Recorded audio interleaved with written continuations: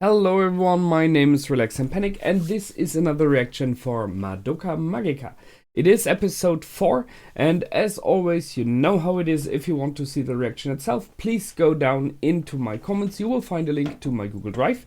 Remove some parts and add dots instead, and then you will be on my reaction. After you've watched it, you're very welcome to come back here, listen to what I have to say about this episode, what I wrote down, what I think about what's happening right now, some theories and stuff. And yeah, see you soon. For those of you who came back, welcome back. So, we had no revival, no reviving of our little blonde mommy, which I really expected. I was like, you know that she would go for it instantly, but nope. Not yet. Instead, we had the turning of Sayaku, sorry, which was not completely surprising. They gave us a background on it. I like the fact that she thought about it very long, that she thought about why she's doing it. Is she doing it for selfish reasons or really for the greater good? And she was aware of the fact that she would very much do it mainly in the hope that he would get closer to her then. So I'm pretty sure she loves him and she wants him to say that he loves her as well. For me right now, it seems more like this will not happen. He's more like the he's not really reacting to the fact that she's with him, that she's learning about the music he likes. I mean, she was crying for him there, and there's not much of reaction. He's very much caught in the grief of the issues he had, of the accident, of losing the music and everything, which I can completely understand. But he's completely not seeing what is happening when it comes to her. So I'm kind of afraid that thus he can use his hand now. He will go for music again and maybe completely forget about her. Not like completely forget, but have less time for her again. And that might happen. Don't know. It might. So not sure what will happen there. I see why she did it. It's good because she, in this case, was able to save Madoka. But it might very well be that the wish is somehow wasted when you watch it from the future. However, I was a little bit surprised about the mass of people that were given the witch's kiss in this episode. So there were like a dozen people, and they were more neither like in a ritual trying to kill themselves. Which is strange, because I really thought it would be more about like that the witch's kiss improves negative emotions like depression, hatred, self-loathing, stuff like that, and that's why people kill themselves then.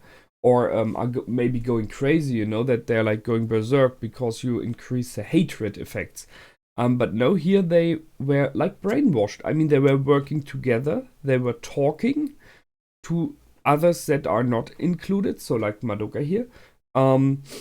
They were acting like a sect, like a cult. I didn't see that one coming. There was not a little bit, that was very surprising, because they even actively working against people that try to help them.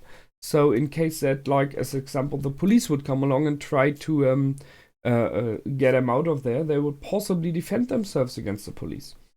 That's a completely other level already. So we will see if it goes on with stuff like that or what it is exactly now. I was very aware of the fact that Madoka was suffering a lot here.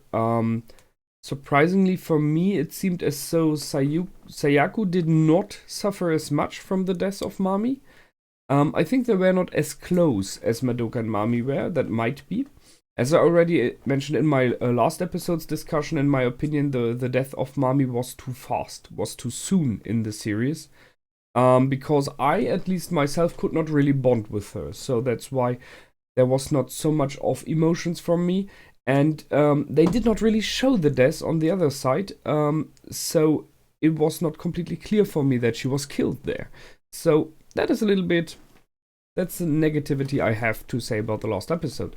But what I really liked about this one, the fourth episode, is the fact how Madoka struggles to cope with it, which is completely understandable. I mean, she has just seen another girl being, well, partially eaten maybe even, but at least killed. That it was in an alternate world by a witch and everything, it doesn't change the fact that we talk about death here. And she is a young girl, so how do you handle that, you know? There's only one person she can talk about, she can talk with. Okay, there are two, because we have two other girls who were at the site, and Kuby. Although I really don't know about Kuby still. He has seen what happened. He just lost another magical girl, and to me it feels a lot as though he's playing his own game still. And maybe it's, I know that in this magical girl series there's very often a little cat, like in Sailor Moon, or some other kind of little magical animal, which is the like a connection to the gods, or the connection to the magic, or someone who has more insight and somehow is involved with all this magical turning stuff. That seems to be a theme, but he sends some really strange vibes, because I did not hear anything about like that he suffered from it, that he was sad about it or anything. He was like, yeah, that happens. So, oh, you don't want to be magical girls anymore. Sad. Well, I will search for someone else then. That's like, crap, man, you just lost a girl who you should be a friend of, Is there like nothing else for you then? Let's find another one? Because that is what it feels to me right now. He is too much focused on this magical girl turning stuff. So I'm not sure who is here, if he's really such a good guy. Which plays into what our other magical girl said, Akemi Homura, because she is still very drawn back. She was happy and opened up a little bit once Madoka stated not to turn into a magical girl, and she said that at least she could save one. If it is true what she says, a lot of magical girls die in action, which is not so much of a surprise. And harshly enough, they vanish from the real world. Then there's no body or anything, so they are missing. I can see that this is not good. But still, she hasn't really opened up about what her ideas is, why she's doing what she's doing. So very much of mysterious still, this girl. Okay, let's see. I had the Sayaku storyline more neither down. So there was an accident, that's why he can't play violin anymore, yada yada. Okay, she gave him back the hand. I think he will not be like falling in love with her due to it, because he, on the one hand, doesn't really know that she is it? And the other thing is, he was so focused on this violin career, on making music. This is possibly like his first and one love. And I think he will, at least for a lot of time, not be really being aware how much she did for him and how much he means to her. So I see a little bit of heartbreak there coming. For Madoka, I still hope for the revive of Mami. I don't give up on that one. She has the option. If she does a wish, Kuby said he can grant any wish, so why not that one?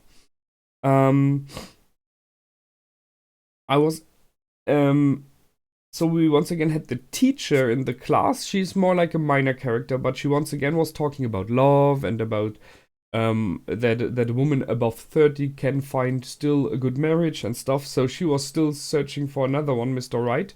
I asked myself if there will be a little bit more of that in the future, possibly a smaller storyline coming there. I can see something like that, and that either she or maybe the one that she will fall in love in the future may become a victim of one of the witches. Um, it makes just more sense if you know people personally that if something happens to them, like a witch's curse, you would strive even more to help them.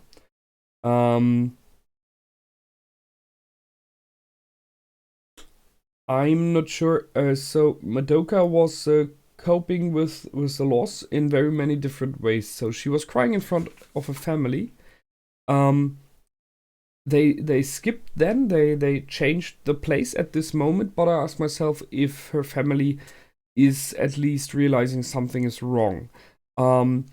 Because I mean, she was crying, everything was good, and then she said why she was crying. She said, "I'm just so happy I'm alive so I can taste the food you make." I mean, she's a girl, you know, a young girl. If I were a parent and my daughter would be sitting at the breakfast table saying that, there would go bells in my head. I would go nuts like, what the heck is going on? You know, if a little girl or a little boy talks to you about, "I'm just happy to be alive," you're like, what the heck? What does it mean? You had an encounter with someone not being alive, or at least talked about it. Did you read a strange book in school? Did someone from your class die or had a huge accident? And there had to be something happening, you know? So I asked myself if her parents were triggered there, and if we will in the next episode see something. Otherwise, that would be a little bit strange, because as far as I see it right now, they are good parents, so they should be aware of signals like this. Then she went to the room that Mommy lived in, and she put down her book there. I am not sure if she let it stay there. So if, then it could be a little bit of meaning, you know, like a goodbye or something like that, you know? Like, I left something in your place so that it isn't alone here, that there's something with you, stuff like that. Yeah. So then we had the witch, which was a little bit different. So it was TV and tearing people apart, which was very fitting, in my opinion, in this case for Madoka. So when the witches, little gremlins, whatever they were, got her and brought her to the witches' world, they tore her apart, you know, like her body into pieces. And when she was there, she was like she was torn apart even more, so they tried to rip her into pieces until Sayaku appeared, which in my opinion is a very fitting way what happened there, because it shows the inner conflict Madoka has, in my opinion, at this point, because she is torn apart by her feelings now. She doesn't know how to cope with this. And who would, you know, if you lose someone you like? In this case, it is someone you just met, but she still liked her. How do you cope with that? And especially as a young kid who has not so much of experience with death and anything alike. So it was a fitting one there. And then at the end, we've seen another magical girl. I'm not sure if the I guess the translation was a little bit bad there, because there were two sentences, and one was, "What do you want to do about it, Kuby?" And then the girl answered. So that would mean that her name is Kuby, which I don't think. Otherwise, that would be strange, or we don't know. So I guess that is a bad translation there. So this other pink-haired girl came to fill the void that is now due to the death of Mami, as Kuby said before. Once thus Mami died, and it was her area of protection, to say so, others would jump in to get this area, because there's a lot of stuff happening here. It's a huge city, so it's very likely to meet more witches here, get more of the grief seeds, stuff like that. So there was another pink-haired girl. I said in the intro that I don't know what the second pink-haired girl is meant to be, because to me it looked a lot like it was Madoka 2. So like maybe like an idea of either she has a twin or which would be surprising. I guess her parents should know. Um, or it was like Madoka in her normal human form and the turned Madoka in the magical girl form, and that she's like, she likes they like each other, she likes herself in both versions, so that's why they brought it in there. That was my theory. I still think that's the most valid one because she does not look completely like the one in the last scene. However, the one that appeared wants to take over this city and is not so happy about the fact that just right now another magical girl appeared, which would be Sayaku, which is very inexperienced. So she stated, well, I will just beat her to a pulp and then take over. Stuff like that. That once again shows that this is a society, the magical girl society, of going against each other. It's about, this is my area, this grief seed is mine, I don't share it, stuff like that. And Mami was special, as it was said. So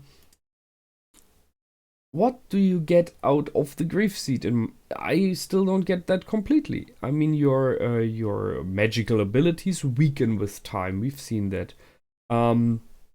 And the grief seed replenish it so you get more powerful again. But that wouldn't be, in my opinion, enough reasons to go against each other so harshly or to deny working together. There got to be more. That's strange. Is it like a drug or something like that? I don't know. Because out of just this effect, it makes no sense that those girls who made wishes for magical powers are so negative against each other. That is really strange. But maybe we will learn more about that in the future.